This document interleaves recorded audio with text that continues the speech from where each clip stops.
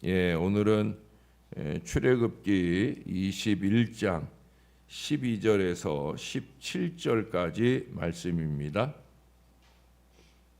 사람을 쳐 죽인 자는 반드시 죽일 것이나 만일 사람이 고의적으로 한 것이 아니라 나 하나님이 사람을 그의 손에 넘긴 것이면 내가 그를 위하여 한 곳을 정하리니 그 사람이 그리로 도망할 것이며 사람이 그의 이웃을 고의로 죽였으면 너는 그를 내 제단에서라도 잡아내려 죽일지니라. 자기의 아버지나 어머니를 치는 자는 반드시 죽일지니라. 사람을 납치한 자가 그 사람을 팔았든지 자기 수하에 두었든지 그를 반드시 죽일지니라. 자기의 아버지나 어머니를 저주하는 자는 반드시 죽일지니라. 아멘. 거기까지입니다. 어느 초등학교에서 있었던 일이에요. 선생님이 아이들에게 만약 새가 된다고 하면 무슨 새가 되고 싶은지 물었습니다. 아이들이 꾀꼬리, 종달새, 앵무새, 각기 좋아하는 그 예쁘고 아름다운 새의 이름들을 대기 시작을 하는데, 그때 호성이라고 하는 이 아이만이 의외로 까마귀가 되고 싶다고. 그래서 아이들이 한바탕 웃고 난 뒤에 그 이유를 묻는 선생님께 이 아이가 그러더라는 거예요. 다른 애들은 모두 모양 좋고 노래 잘하는 새가 되고 싶다고 했는데 그 새들은 모두 부모에게 관심 없는 새라는 겁니다. 그러나 까마귀는 비록 우는 소리도 무서울 정도고 생김새는 예쁘지 않지만 부모에게 효성이 있기 때문에 나는 까마귀가 되고 싶어요 라고 그렇게 말하더라는 거예요. 제가 여기까지 읽고는 이 아이의 이름이 호성이가 아니라 효성인가 제가 그렇게 확인을 해봤는데 아이의 이름은 호성이가 맞더라고요. 어쨌든 선생님이 이 말을 듣고 아이를 칭찬한 건 물론이고 부언 설명을 해주셨어요. 까마귀는 봄과 여름에 새끼를 친 뒤에 그 새끼가 장성을 하면 그러면 겨울에 이 어버이를 공경함으로 모양이 좋은 것보다 마음 좋은 것을 본받는 우리 친구 여러분이 됐으면 좋겠다라고 당부하시기까지 했다는 얘기입니다. 자식에게 노후에 보답을 바라고 사랑과 정성을 쏟으시는 그런 부모님은 안 계실 거예요. 그저 자기들이라도 예수 잘 믿고 잘 살아주기를 바라는 게 대부분 부모들의 마음입니다. 그래서 최대한 아낌없이 베풀어주고 나눠주고 그게 정상적인 부모의 마음이죠. 적어도 부모의 인색함 때문에 자식이 하나님 곁에 있지 않는 어리석음을 우리 부모들은 절대 범하면 안 될 거예요. 그럼에도 오늘 본문에 우리 하나님께서 부모님의 권위를 무시하는 그 자녀들, 그것이 곧 하나님께 대한 도전으로 간주하시고 사형이라고 하는 극단적 처리를 하시는 것은 부모님의 사랑이 하나님의 사랑과 같이 무조건적인 사랑이요, 나중을 기대하지 않는 사랑이요, 자신을 완전히 내어주는 사랑이기 때문에, 그런데도 그 사랑을 모르고 이렇게 배은망덕하게 하는 사람들은 살아있을 가치가 없다라고 하나님이 그렇게 생각하셨던 것 같아요. 유교적 효는 윤리적 명령입니다. 지켜도 되고 안 지켜도 제재가 없어요. 그러나 이스라엘의 부모 공경은 하나님의 절대 명령이에요. 꼭 지켜야 된다는 거죠. 그 명령은 사형의 징벌은 없다 할지라도 오늘날 우리들에게도 절대적 진리로 주어진 명령인 것을 하나님 믿는 우리는 기억해야 됩니다. 하나님을 믿는 우리. 제가 절대적 명령이나 절대적 진리라고 표현한 것은 그만큼 엄중한 마음과 각오로 이것을 지켜야 된다라는 거예요. 부모는 보이는 하나님이에요. 육신의 하나님이에요. 하나님께 하듯 보이는 부모에게 할 수 있어야 합니다. 적어도 신앙의 자녀라면 더욱 그런 거예요. 여기 오늘 사형이라고 하는 극단적 처방에 대한 말씀을 해요. 밖으로는 사회 질서의 유지를 위해, 다시 말해 공동체의 안녕에 해가 되는 그 범죄가 재차 발생되는 것을 막아 무모한 희생을 예방하려는 것이요, 안으로는 가정의 질서를 지켜나가기 위한 하나님의 최선책이었습니다. 하나님은 사형을 통한 징벌 자체에 목적이 있는 게 아니에요. 징벌의 목적이 있는 게 아니라 연약하고 연로한 선한 영혼들을 보존하시려고 하는데 그 목적이 있다는 거예요. 예, 연약함, 연로함, 그것을 지켜주시려고 하는 거지, 잘못하면 벌 준다, 여기에 목표가 있는 게 아니란 말이에요. 여기 16절에도 보면 사람을 납치한 자 그러잖아요. 전에는 좀 어려운 말을 썼어요. 사람을 후린 자라고 했는데, 어떻든 유괴범을 말하는 거예요. 유괴범은 연약한 사람들을 납치해서 괴롭힘, 고통을 주잖아요. 어린아이를 납치하는 경우에는 그 부모에게서 떨어지는 가장 큰 고통을 주는 그런 존재가 바로 이 납치한 자, 후린 자, 유괴범을 말하는 거예요. 여기 12절 이하에서 말씀하는 살인죄의 경우에도 의도적인 살인만이 징벌의 대상입니다. 그러니까 악한 마음을 가지고 악을 행한 경우에, 목숨을 앗아간 경우에 벌을 주려는 거예요. 거기 보면 부지 중에, 다시 말해 실수로 죽였거나 또는 하나님의 심판의 대리자로서, 예를 들면 엘리야가 850명의 바알하세라 선지자들을 죽였잖아요.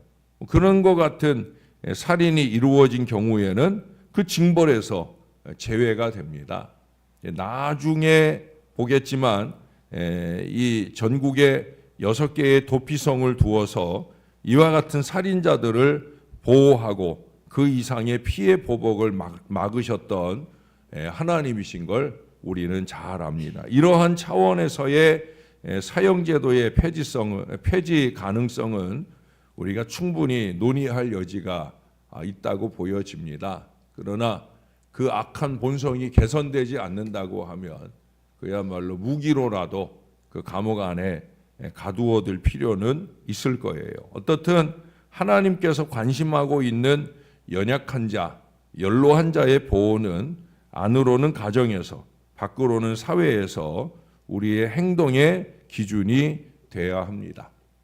우리가 가진 돈이나 권력, 때로는 다수의 불의한 도모나 신체적 힘과 건강으로 상대적으로 덜 가진 사람들을 압박하고 조롱하고 모욕하는 것은 우리 하나님께서 결코 원하지 않으시는 아주 불의한 일임을 기억해야 됩니다. 산상수훈에서 예수님도 말씀하셨잖아요. 예수님은 형제를 미워하고 바보 멍청이라고 욕하고 조롱하는 걸 오늘 말씀하는 이 살인죄로 해당시키셨다는 걸 기억해야 합니다. 그러니까 구약의 율법의 말씀보다 우리 예수님은 더 강력하게 연약한 자를 보호하고자 하시는 그 간절한 마음을 우리들에게 말씀해 주셨습니다. 비록 오늘날 법이 불효자를 징치하지 않고 소수의 연약함이 다수의 횡포를 막아내지 못한다 할지라도 우리 하나님께서 가만두지 않으신다는 걸 우리가 잊지 말아야 돼요.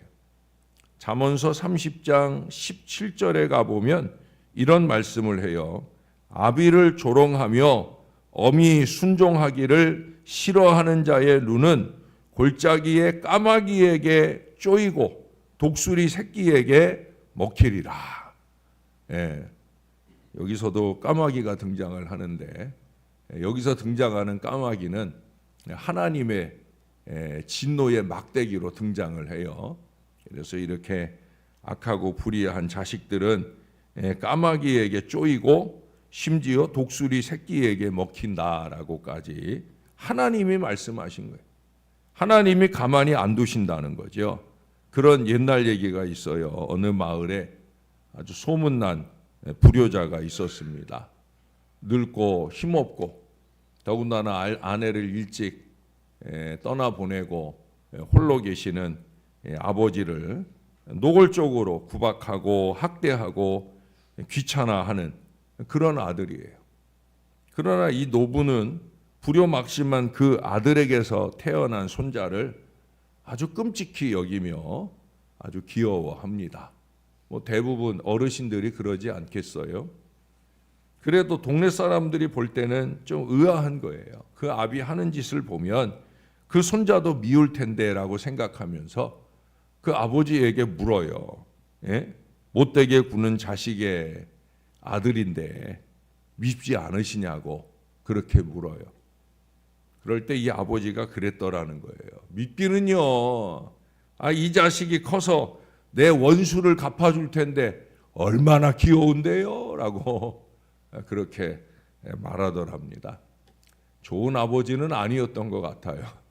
그래서 어쩌면 그 아들에게 구박을 받는 건 아닌가 하는 생각을 잠깐 해봅니다. 어떻든 우리는 하나님 믿잖아요. 하나님을 두려워한다. 이 마음을 놓치지 말아야 돼. 매사에 그렇습니다.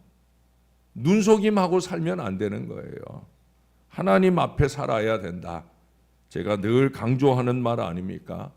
비록 나의 사랑을 불효로 갚는 자식일지라도 끈질긴 복음적 요청을 받아들이지 않고 불신앙 가운데 있는 자식일지라도 그 자식을 향해 저주나 원망을 쌓지 마시고 더 많은 기도를 쌓아가는 그런 좋은 믿음의 마음을 가지신 부모님들이 되어주시면 좋겠습니다.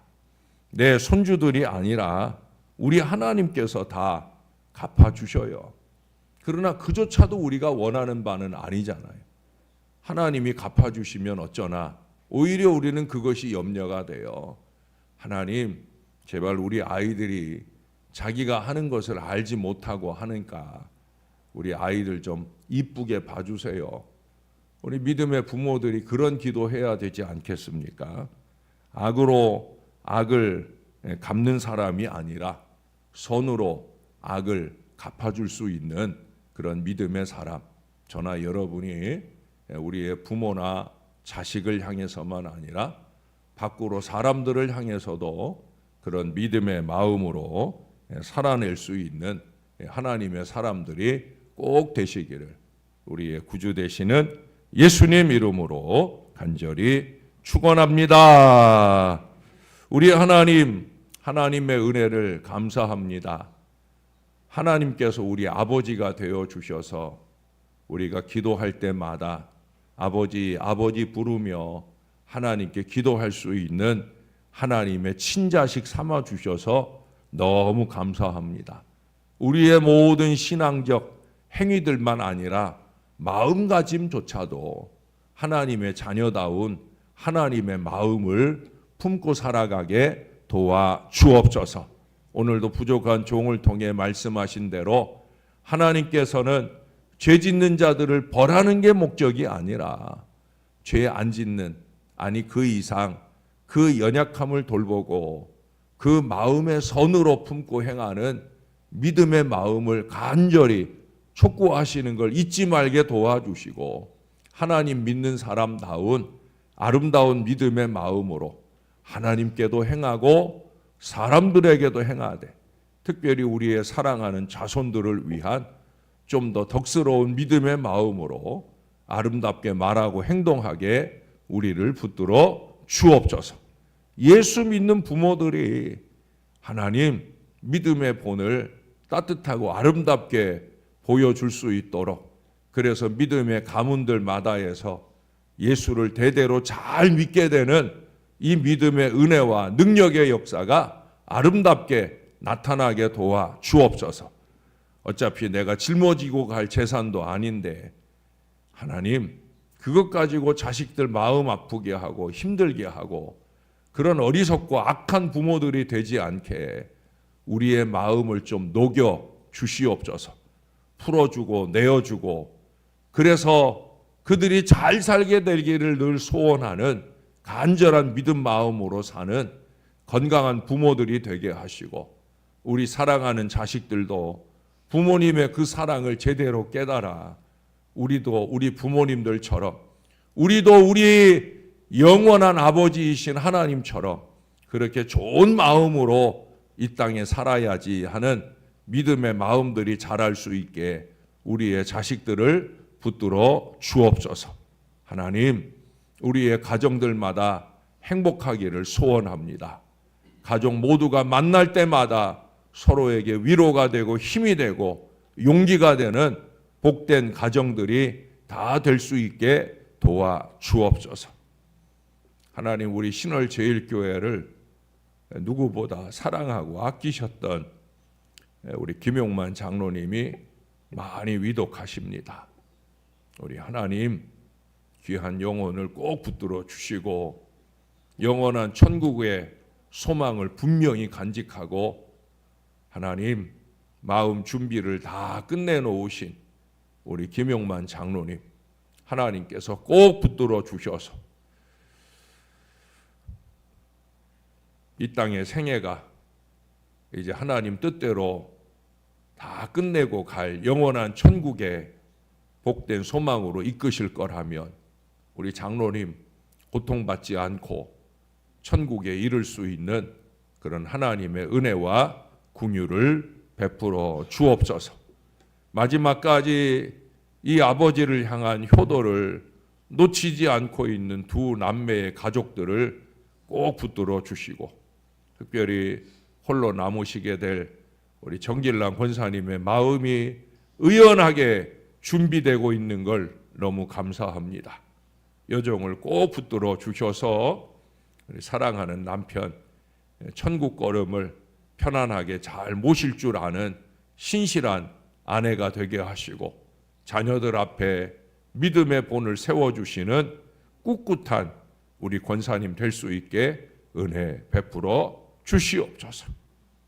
어차피 이 땅의 생애는 어느 순간에는 끝날 때인데 하나님, 우리 김 장로님 여전히 교회를 향한 걱정과 염려가 많으시온데 우리가 염려하지 않도록 이 교회를 사랑과 은혜와 행복으로 잘 지켜내는 우리 모두가 될 수 있게 은혜 베풀어 주시옵소서. 주님의 함께하심을 소원합니다.